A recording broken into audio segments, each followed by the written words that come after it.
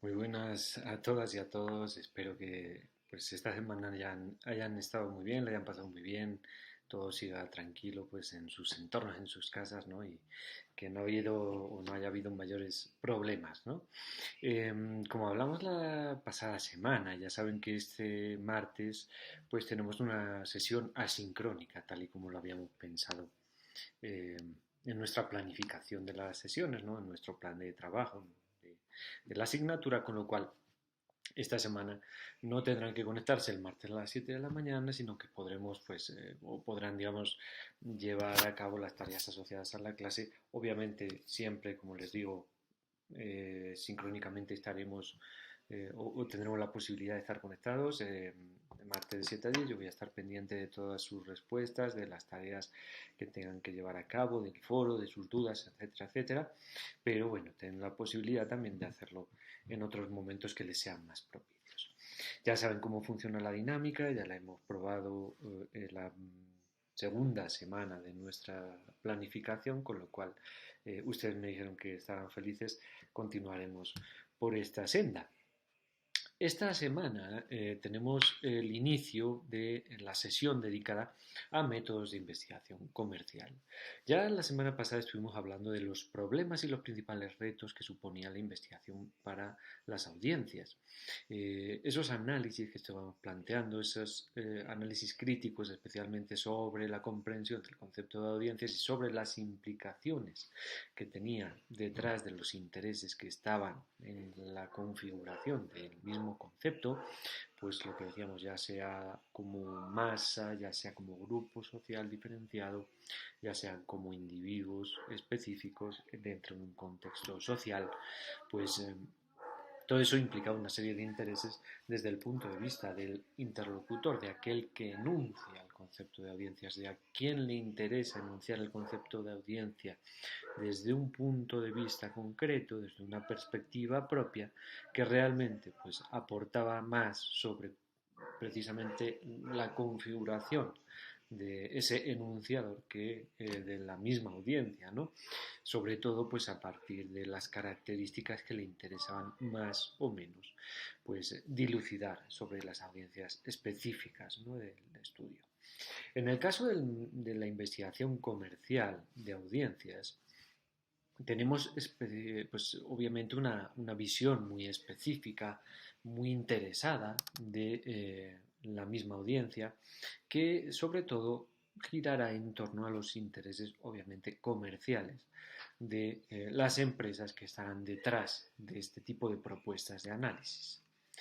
Eh, lo que conocemos como los ratings, ¿sí? O bueno, los target marketings, actualmente procesos de personalización, digamos, esas tácticas, esas estrategias, mejor dicho, de mercadeo, digamos, dirigido, ¿sí? Eh, son un tipo de investigación de audiencias, pero son un tipo, no son el único tipo. Quizás son el tipo más conocido, más divulgado, que nos puede venir primero a la cabeza, pero como hemos visto y como seguiremos viendo, perdón, durante el desarrollo de las sesiones,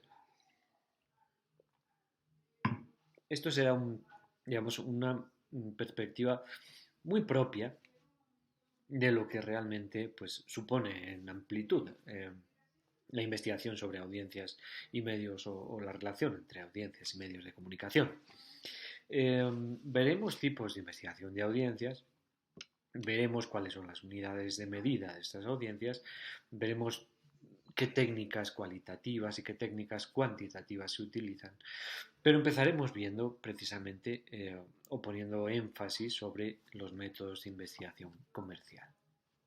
Desde un punto de vista crítico, tal y como lo estábamos diciendo, las audiencias vistas desde la perspectiva teórica de la economía política crítica de la información, la comunicación y la cultura, a partir de los años 70 y a partir específicamente de la publicación de este texto que ven acá de Dallas Smythe, el autor canadiense, Illuminating the Blind Spots, la audiencia pasaría de ser considerada un sujeto, ¿sí? El sujeto, digamos, de investigación sobre el cual eh, se centra la producción de contenidos culturales de los medios de comunicación, pasa a ser considerada como una commodity, como un bien de consumo. ¿Un bien de consumo para quién? Bueno, ya lo hemos estado hablando, ¿verdad? La propuesta de Dallas Smith es que los medios de comunicación producen contenidos para atrapar a las audiencias y convertirlas, ¿sí? Como fuerza de trabajo, como sujetos de fuerza laboral y producir, digamos, tiempo, ¿sí? Que sería ese bien de intercambio con las empresas publicitarias, que son finalmente los auténticos clientes de los medios de comunicación. Los medios de comunicación, piensen en los años 70, cómo funcionaban específicamente los medios eh, más grandes, ¿no? En esa época, que básicamente pues eran la televisión y pues a mucha distancia la radio, funcionaban de la siguiente manera: ofrecían contenidos gratuitos en su gran mayoría, porque la televisión pues, de pago no era algo masificado entonces, ¿no? No lo sigue siendo ahora, es mucho más amplio, mucho más distribuido, mucho más accesible, pero en los años 70 era algo que prácticamente nadie tenía. La televisión era la televisión en abierto, la televisión gratuita. ¿Cómo se financiaban obviamente? Pues esos medios de comunicación, que eran medios de comunicación de flujo, luego hablaremos posteriormente de los tipos de industrias culturales, básicamente era pues a través de la publicidad, a través de la venta de espacios publicitarios dentro de su programación. ¿Qué es lo que le vendían a esas empresas publicitarias? Le vendían audiencias, ¿sí?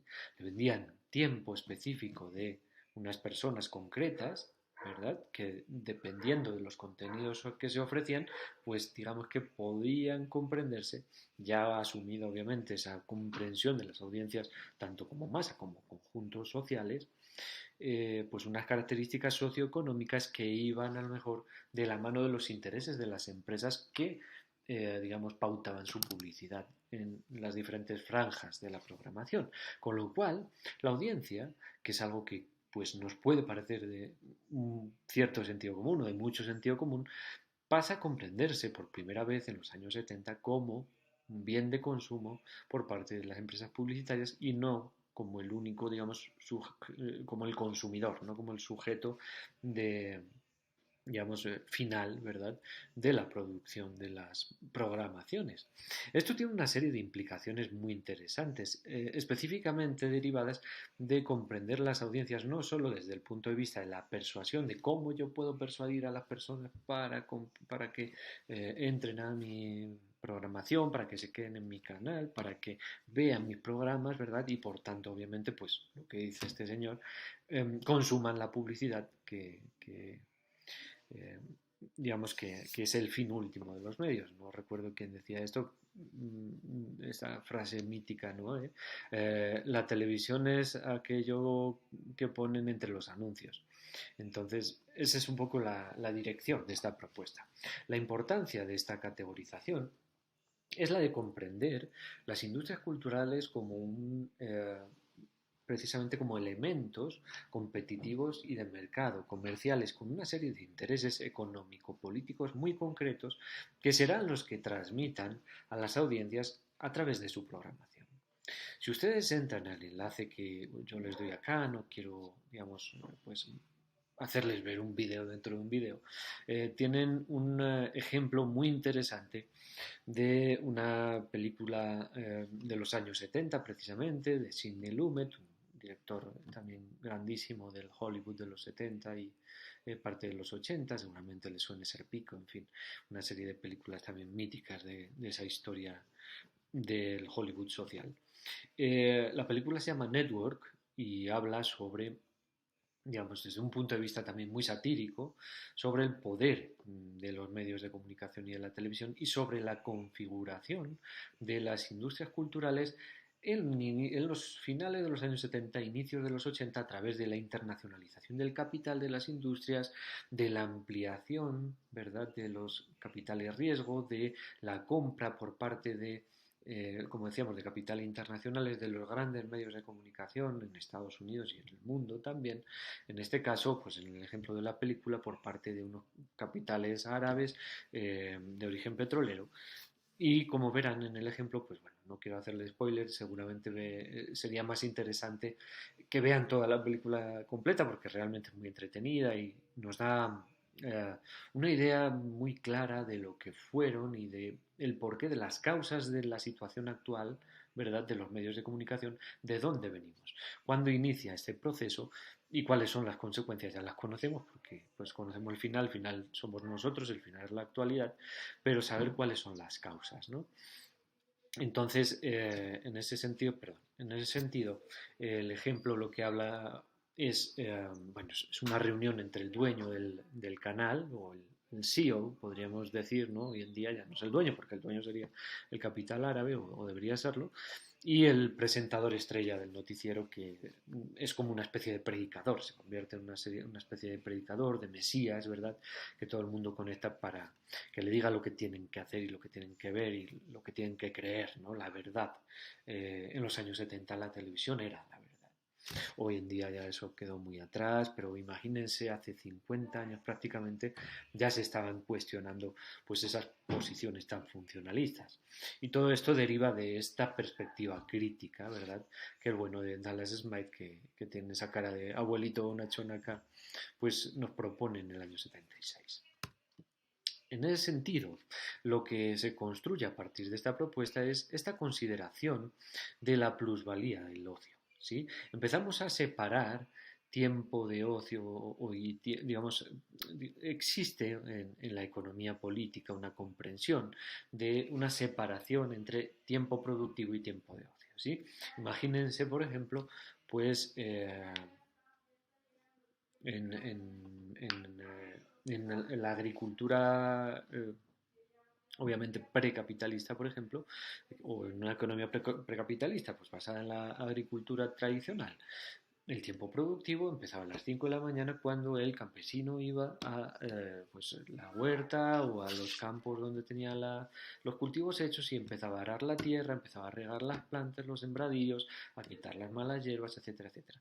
Eso transcurría durante todo el día, había una serie de tareas y a la hora de finalizar la jornada laboral el trabajador se retiraba, ¿verdad?, a un tiempo de ocio que era improductivo.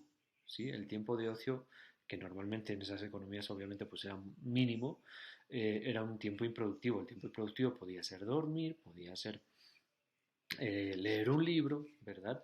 Podía ser acudir incluso a ver una obra de teatro a la plaza del pueblo, no sé, ir a misa, en fin, una serie de cuestiones que podían realizarse incluso en las economías capitalistas clásicas, pues el trabajador, el obrero, también tenía un tiempo productivo que era el tiempo en el que estaba en la fábrica.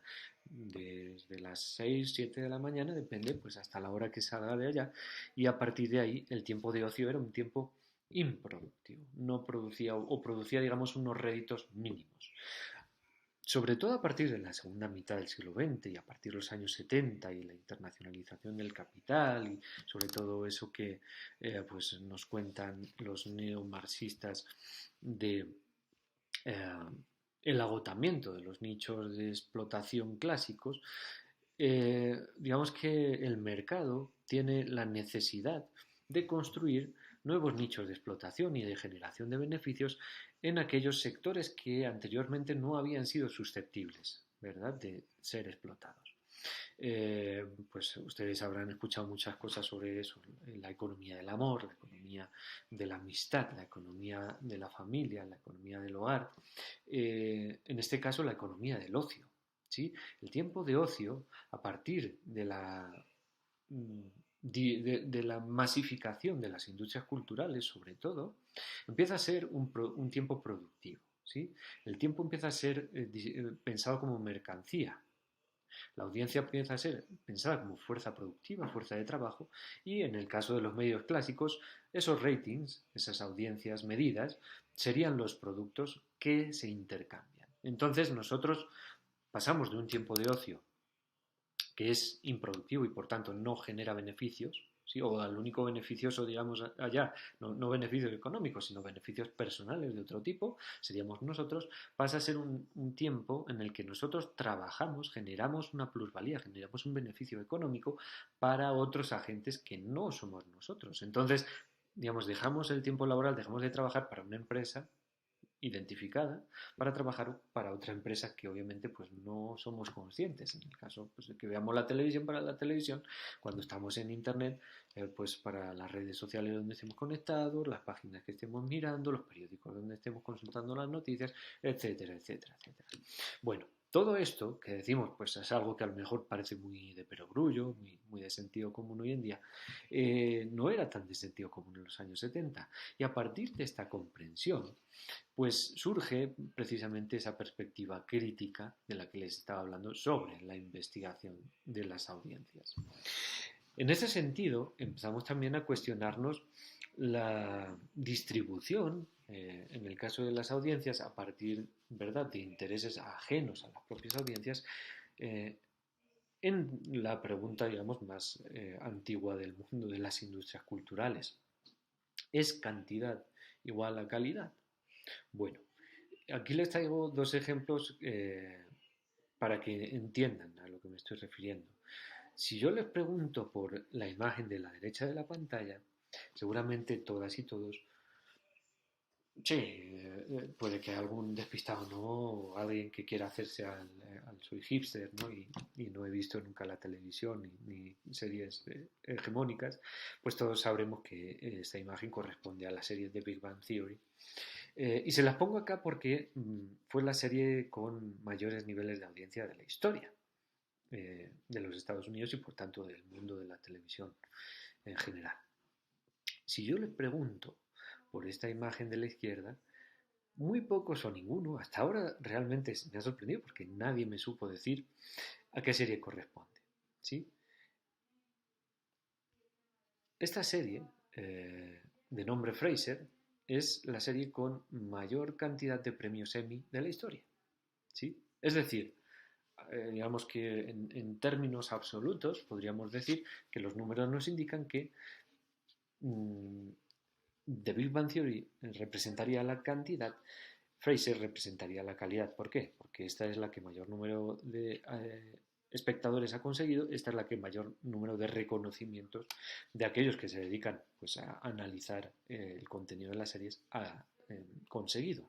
Sin embargo, Frasier no es ni de lejos la serie más vista de la historia ni una de las más vistas. Es conocida, obviamente, también por ser un spin-off de la serie Cheers, en el que, bueno, básicamente les cuento, Fraser es un psicólogo muy neurótico que se muda de Boston a su ciudad natal, Seattle, cuando se divorcia y bueno, vuelve para vivir con su padre, que es un policía que ha sido herido de bala y se ha retirado, y su hermano pues vive también en la ciudad, es otro psicólogo también muy neurótico, casi más loco que él, y básicamente pues se pica mucho porque son dos personalidades muy ególatras, en fin, es muy divertido y es un psicólogo que digamos tiene un programa de radio. No les cuento más y les invitaría a que la vieran porque realmente merece mucho la pena. A esto es a lo que voy. Si nosotros consideramos desde el punto de vista comercial las audiencias, desde el punto de vista de un medio de comunicación, obviamente nos interesaría mucho más estas audiencias que estas, ¿sí? Independientemente de que la realidad o los análisis nos puedan mostrar que estas audiencias son mucho más, digamos, críticas o susceptibles a valores de corte estético, narrativo, digamos que en términos coloquiales, las audiencias de Fraser podrían responder a un mejor criterio que las audiencias de Big Bang Theory. Pero a nosotros no nos interesan buenas audiencias, nos interesan mayores audiencias, digo desde el punto de vista de los medios de comunicación. Es por eso que en las mediciones de investigación de corte comercial tendremos siempre en cuenta pues, valores que prioricen la maximización de esas audiencias. Esto tiene que ver con este concepto de operacionalizar las audiencias. ¿Qué quiere decir operacionalizar las audiencias? Convertirlas en valores mensurables, en valores que nosotros podamos medir. Y claro, de las audiencias podríamos medir muchas cosas. Ahora, a la investigación comercial, ¿qué le interesa medirle a las audiencias? El número, especialmente el número. ¿Cómo se hace esa medición de audiencias? Básicamente desde los años 50 y de manera histórica, incluso hasta hoy en día en los medios digitales, a partir de dos herramientas de estadística básica. Todo esto surge en los años 30, pues con el ejemplo de George Gallup y digamos, el triunfo de la estadística en la consideración, ¿verdad?, digamos, en la demoscopia, en el mundo de las encuestas. Ahí fue un ejemplo en el que hablamos de ello en Medios y Opinión Pública. Seguro que quienes estén ahí pues tendremos la oportunidad de este jueves escucharán. George Gallup adivinó, entre comillas, la victoria, digamos, la reelección de Roosevelt en las elecciones en Estados Unidos frente, digamos, a el Literary Digest, que era la publicación clásica que venía prediciendo pues el candidato más favorable para ser elegido como presidente hasta entonces. Estamos hablando de finales de los años 20, pleno New Deal. Históricamente esta revista lo que hacía era consultar a expertos y tenía una serie de indicaciones pues de corte más reflexivo que les decían que tal candidato iba a ganar. Josh Gallup introduce una metodología de censo, de encuesta, de sampleo, ¿no?, de sampling, de muestreo, perdón, y a partir del uso de la estadística, pues en este caso adivina frente a la histórica publicación del Literary Digest, y a partir de ahí se inaugura la importancia de la encuesta y de la demoscopia en la comprensión de, digamos, grandes masas de población. Entonces, en ese caso, desde el punto de vista político, también para el mundo de las industrias culturales, y sobre todo con la popularización de la televisión y la necesidad por parte del mercado publicitario de comprender, ¿verdad?, mejor, dada la gran inversión que supone, pues sobre qué agentes invertir precisamente ese dinero en los espacios de propaganda. Se incorpora la estadística, como decíamos, a partir de dos herramientas específicas. El multi-stage cluster sampling es una forma de muestreo que básicamente divide la zona de, digamos, geográficamente la audiencia sobre la que queramos construir esa audiencia medible, es decir, de la audiencia potencial, hacemos un muestreo básicamente dividiendo por unidades, ¿sí? Esas unidades pues normalmente tienen en cuenta valores de tipo georreferencial. En el caso, por ejemplo, pongamos de Bogotá, podrían ser las diferentes localidades, con lo cual, digamos, un muestreo que utilice la herramienta de multietapa, lo que haría sería pues tomar una muestra de Usaquén, es decir, para medir la audiencia total de Bogotá, diría, bueno, vamos a ver una persona en Usaquén, una persona en Chapinero, una persona en Barrios Unidos, en Suba, en Gativa, Teusaquillo, etcétera, etcétera, etcétera. Claro, esto es muy limitante, ¿verdad? Y puede darnos error, o puede inducirnos a un error de tipo muestral, en el sentido de que, pues, por ejemplo, piensen en esta clase, si yo quisiera hacer pues un muestreo, ¿sí?, un estudio estadístico sobre lo que les parece la clase a ustedes, ¿verdad? Si yo cogiera una persona de cada una de las localidades, estoy seguro pues que de Sumapaz no hay nadie, ¿sí? Habría muy poco de San Cristóbal, de Ciudad Bolívar, de Tunjuelito, de Usme seguramente, incluso de Bosa. Seguramente hay muchos más de ustedes que viven en Usaquén, en Chapinero, en Teusaquillo, en Suba, incluso en Engativá, en Fontibón, ¿verdad? ¿Por qué? Porque la universidad donde ustedes estudian recibe más estudiantes de esas localidades que de las otras, a pesar de que también recibe de las otras, ¿sí? ¿Qué ocurre ahí? Pues estamos incurriendo en un error de muestreo porque no se muestra de manera representativa, ¿verdad? ¿Cómo se corrige eso? Las muestras de los estudios de audiencias a través del muestreo estratificado. Normalmente se corrige a través de la introducción de una serie de variables que tienen en cuenta, pues, características socioeconómicas del tipo género, del tipo nivel de ingresos, edad, raza, etcétera, etcétera, etcétera. Pueden seguir añadiéndolo. Normalmente, digamos que eso corrige una parte del error muestral. Ahora bien, existe otra parte del error muestral que no es corregida, porque nosotros al comprender, digamos, la muestra, siempre vamos a tener un error mínimo, ¿verdad?, que tiene que ver con la fiabilidad o confiabilidad de la muestra. ¿Sí?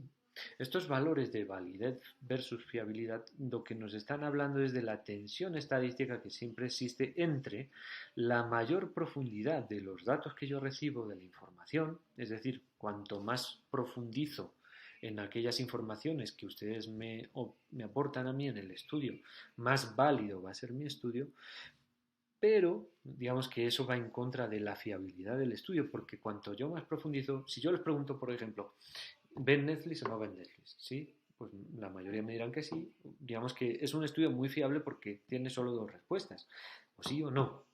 Si yo les pregunto, entre los que ven Netflix, cuántas horas ven o cuántas no ven, etcétera, que dedican las otras horas, tal, puedo seguir profundizando, pero de una manera un tanto superficial, porque solo me están dando datos descriptivos. Si yo profundizo en la explicación, en el análisis de por qué ven Netflix, de qué les recuerda, digamos, los contenidos que vieron las últimas semanas, de si lo vieron acompañados, si lo vieron con su abuela, qué le pareció a su abuela, si a su abuela le gustó o no le gustó, si le recordó a su época porque era una película, digamos, de tinte histórico, era colombiana o era de la región latinoamericana, si dentro del cine latinoamericano hay mayor identificación o menor identificación entre los mayores o menores de 50, 60 años, en fin, podríamos hacer un estudio cada vez más válido, pero cuanto más profundice en las razones por las que ustedes consumen un producto cultural, más difícilmente comparable va a ser su respuesta con las de sus compañeros de muestra.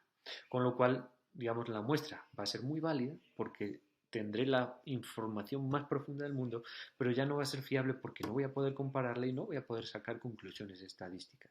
Al revés, la muestra más fiable sería esa. ¿Ven Netflix sí o no? Pero claro, ¿qué nos estaría diciendo eso? ¿Sí? Sería muy fiable porque serían respuestas totalmente comparativas. Eso sí o es no. Entonces digo, el 80% sí lo ve, el 20% no lo ve. No nos está diciendo gran cosa, ¿verdad? Eso ya lo sabíamos, no es una muestra válida. Entonces, esa tensión siempre va a estar presente. Y esa tensión añade además al error de muestreo que estábamos diciendo otro tipo de errores, que son, pues, por ejemplo, en la construcción de indicadores, los errores de tipo conceptual, ¿sí? Lo que decía el texto en algún punto, ¿qué es ver la televisión? ¿Verdad? Si yo pregunto, ¿usted ve la televisión? Estaría incurriendo en un error conceptual del tipo de, por ejemplo, ¿usted vio el Mundial de Fútbol 2018? Si yo pregunto esto acá o lo pregunto en Suecia, es totalmente distinta la pregunta, porque normalmente, pues, digamos, el consumo de ciertos contenidos en ciertas sociedades es muy diferente. Entonces, estoy seguro que en Suecia ver un partido de fútbol es ver un partido de fútbol cada uno en su casa, ¿verdad? Y en alguna medida, pues alguna reunión, pero en bares cerrados dentro de unos entornos muy controlados, eh, y ver el partido de fútbol es ver el partido de fútbol y después irse, ¿sí? Acá, ver un partido de fútbol es ir a algún bar, a una cafetería, estar en la calle, estar en una pantalla, en un lugar público, rodearse de gente y después del partido continuar, ¿verdad? Debatiendo, criticando, tomando porque ha ganado o tomando porque ha perdido Colombia, da igual. Digamos que ver televisión es muy distinta la pregunta dependiendo a quién se lo estemos preguntando y eso es un error, ¿verdad?, de falta de validez. Bueno, eso se podría incurrir o se podría, digamos, trasladar a cualquier concepto que estemos trabajando. Entonces, cuanto menos profundicemos en el concepto, mayor posibilidad de incurrir en un error conceptual. Ahora, existe otro tipo de error, que es el error de la no respuesta, ¿sí? Que es el típico que se le da en los encuestadores políticos de ¿votó usted en las últimas elecciones? Sí o no, ¿verdad? ¿Por qué partido votó? Pues hay partidos, digamos, con voto oculto, ¿sí?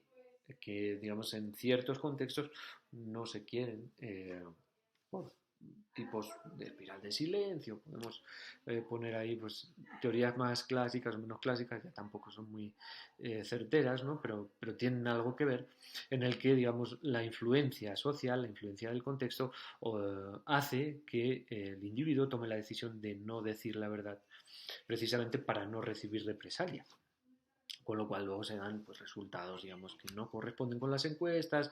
Caso, por ejemplo, del plebiscito, en el que las encuestas daban una favorabilidad al sí muy alta, pero porque, digamos, la gente, los individuos que votaron no, muchos de ellos consideraban que socialmente iba a estar penado el decir que no votaban por el plebiscito, ¿verdad? Por la implementación de la paz del proceso de paz en Colombia. Eso ocurre también en los medios de comunicación. Si yo a ustedes les pregunto, ¿verdad? Si ven televisión, pues seguramente muchos de ustedes me digan, sí, claro, yo veo y veo documentales y veo noticias y me informo durante horas al día y no veo reality shows y yo no veo... Cada vez está mucho menos demonizado, es mucho menos satanizado, pero obviamente en un entorno universitario piensen si van a una entrevista de trabajo y les preguntan cuál es su música favorita o cuál es su tipo de cine favorito, ¿verdad? Pues algo que ustedes vayan a trabajar a la industria del reggaetón en Medellín o en Miami, pues seguramente dirán que les gusta mucho la música clásica y su compositor favorito es Brahms y solo ven cine iraní, ¿verdad? Porque eso es un tema de capital social y capital simbólico de respetabilidad que realmente pues es una cosa que cada vez tiene menos valor porque cada vez entendemos más el valor de todos los tipos de productos culturales, pero bueno, siguen estando y siguen haciendo parte de ese error de no respuesta. Realmente el error de no respuesta no quiere decir que el individuo nos esté engañando, ¿sí? Esto es paradójico. El error de no respuesta quiere decir que no hemos hecho bien la pregunta. ¿Sí? Que no estamos equilibrando bien este esquema de validez versus fiabilidad. Ahora bien, ¿a los medios comerciales le importa esto? Normalmente no. Normalmente lo que le importa es construir un muestreo que dé, digamos, cuenta de esa mayor fiabilidad, ¿sí? Conocer quién ve un contenido o quién consume un contenido u otro, ¿verdad? Independientemente de las razones, independientemente de qué signifique consumir ese contenido para unos o para otros, independientemente de si realmente pues, nos está respondiendo con total sinceridad o no, ¿sí? O si está bien hecha o no la pregunta. Lo que le interesa es conocer eso, conocer números brutos. ¿Por qué? Porque lo que le interesa es construir ratings, no audiencias. ¿Sí? Shares, no audiencias. Hay una diferencia entre rating y share que es muy importante y que siempre cuando hacíamos examen, cuando había presencialidad, yo les preguntaba porque creo que es algo confuso y que en esta clase pues por lo menos tendríamos que salir con esto aprendido. El rating, ¿sí? Nos habla del universo, ¿sí? Nos habla del número de, en este caso, televisión. Estas son, digamos, las mediciones reales. El rating nos habla del número de hogares con televisión viendo un programa, ¿sí? O una televisión, una estación en concreto, un canal, entre el total de hogares con televisión en Colombia. ¿Sí? El share estaría hablándonos de una muestra, de una galaxia, ¿sí? De la cuota de pantalla, es decir, el número de televisoras, de hogares con televisión que están viendo un programa entre los hogares que están viendo en ese momento la televisión. ¿Por qué? La televisión, consumiendo internet, o digamos en un sitio, en un site, en un medio de comunicación digital, en YouTube o en qué plataforma de streaming, qué tipo de podcast o qué aplicación de podcast utilizamos o qué aplicación de movilidad estamos utilizando. Realmente a lo que voy es que no ha cambiado esto porque la industria cultural en general, las industrias culturales son industrias muy conservadoras, en el sentido en que precisamente, bueno, por una serie de características que veremos más adelante, que implican pues el capital riesgo, la importancia del capital riesgo de la inversión para la capitalización de estas empresas, pues hace que no tomen mayores riesgos, sino que intenten minimizarlos, porque ya tienen mucho riesgo de incertidumbre precisamente por las características intrínsecas del mercado cultural. en el que no se sabe muy bien pues cómo va a funcionar algo, ¿no? Un producto. Por el valor simbólico. No quiero, digamos, añadirle más conceptualizaciones al asunto porque ya es algo complejo. Le dedicaremos un tiempo importante, pues más adelante cuando hablemos ya del sector o de los sectores, de los diferentes sectores y, digamos, de la industria cultural como un concepto ya más desde el punto de vista eso, sectorial, empresarial. Ahora lo que les quiero decir es eso. Digamos, existen muchas razones por las cuales la industria en los procesos de digitalización no ha variado, ¿verdad?, sus propios intereses ni la manera de comprender el desarrollo de la industria, por lo cual, pues lo que les decía, en YouTube se sigue funcionando de una manera similar o se monetiza de una manera similar a lo que lo hacían las televisoras con la publicidad. Si ustedes leen el texto de Sullivan y ustedes ven, pues, perdón, esta tablita de acá, se darán cuenta que realmente es algo muy similar en el ejemplo de la televisión o en el ejemplo de YouTube. ¿Sí? Esto lo hablaremos más adelante la próxima semana para dejar algo de contenido también y que hagamos, pues, digamos, que nos sirva para plantear el debate. Esta semana lo vamos a dejar en este siguiente cuadro. Entonces, existe una gran diferencia entre esos dos conceptos y existe una diferencia en la importancia de aplicar uno u otro concepto. Habrá canales generalistas, por ejemplo, en televisión, con el caso de la televisión, que les interese, ¿verdad?, tener grandes audiencias en momentos específicos. Les interesa cuando compran, por ejemplo, pues, o compraban, o esto ya no se da, pues los grandes blockbusters de Hollywood, las grandes películas, las películas de las grandes majors, se gastaban mucho dinero porque esperaban tener mucha audiencia, porque esperaban recibir mucho dinero de las empresas publicitarias precisamente. Ahora, habrá otras que lo que les interesa será cuotas de pantalla mayores dentro de franjas que no tienen por qué ser mayoritarias, ¿sí? Habrá televisiones o canales a lo mejor de tipo regional, local, que lo que les interesa es conseguir mayor cuota en momentos específicos porque saben que están apuntando a un target comercial específico. Y ese target es el que les interesa a las empresas publicitarias que lo van a financiar. Entonces no necesitan grandes números, ¿verdad? Sino que lo que necesitan son momentos o números muy específicos. Es decir, si yo soy una empresa que le apunta, ¿verdad?, a población juvenil universitaria, lo que voy a buscar son cuotas de pantalla, en este caso, pues entre canales de YouTube, por ejemplo, que traten temas específicamente orientados a la población juvenil. Entonces, puedo hablar con streamers pues, eSports o rollos, seguramente me conecte y piense si financio YouTube o financio a través de otro canal o, digamos, me voy a Twitch para encontrar cuáles son los que más me pueden interesar.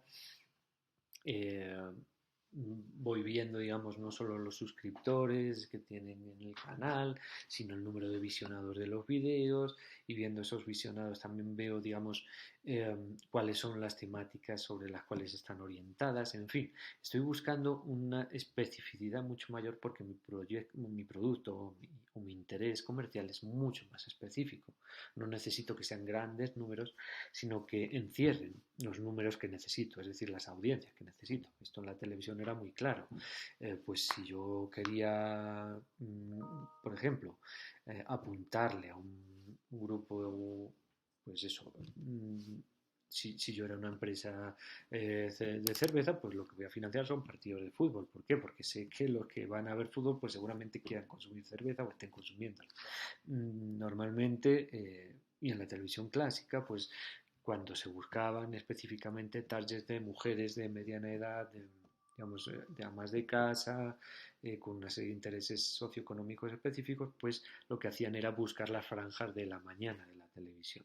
Entonces, en ese sentido es que existe esa gran diferencia y ambos conceptos son muy importantes para las industrias culturales porque a veces nos interesará tener, como decíamos, pues mayor número, a veces nos interesará tener una cota de pantalla más amplia frente a unos números que no tienen por qué ser tan altos, ¿no? Ahí, bueno, hay una serie de conceptos que hablaremos la próxima semana para hacerlo un poquito más llevadero y para que lo comprendamos, porque a veces pues genera una serie de confusiones y es más interesante que lo hagamos en vivo, ¿no? Pero les quería poner este cuadro precisamente para que centremos el debate del foro a partir de lo que hemos hablado. Entonces, este es el cuadro de una tesis real, de una investigación real, sobre la cuota de pantalla por canal de televisión abierta en Colombia, bueno, hace unos años ya, hasta desde 2010 hasta 2014, ¿sí? Digamos que aquí tenemos pues el canal RCN que sorpresivamente en 2010 era el canal más visto en Colombia, ya lo saben. Después estaba Caracol, que poco a poco pues le fue, digamos, arrebatando ese primer puesto. Después teníamos los canales regionales y locales. Canal 1, Señal Colombia, que sería este moradito, y el canal institucional. Bueno, quédense con este cuadro y una vez digamos, la explicación, vamos a dejarlo acá, ya llevamos 40 minutos.